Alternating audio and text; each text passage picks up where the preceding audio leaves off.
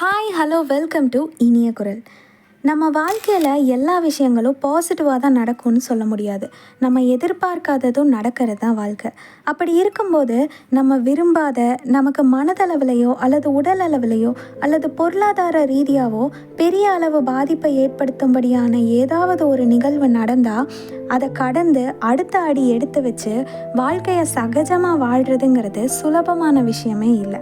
ஆனால் யோசிச்சு பாருங்கள், எரிஞ்சுக்கிட்டு இருக்க தீயில் நம்ம விரலை வச்சாலும் விரலை எடுத்தாலும் தீ எரிஞ்சிட்டே தான் இருக்கும்.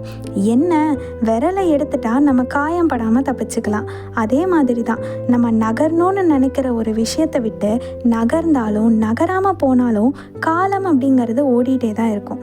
நமக்கு பாதிப்பை ஏற்படுத்தக்கூடிய அந்த விஷயத்தை விட்டு நகர்ந்துட்டா அதிக அளவு மனவலி இல்லாமல் நம்ம தப்பிச்சுக்கலாம்.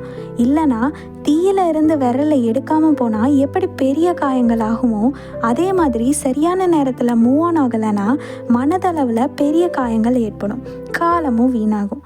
அதனால் ஜஸ்ட் மூவ் ஆன். கடவுள் நமக்கான பாதையை வேறு வழியில் இன்னும் அழகாக அமைச்சிருக்காருன்னு நம்புவோம். ஃபைனலி கடந்து போகிறது தானே வாழ்க்கை.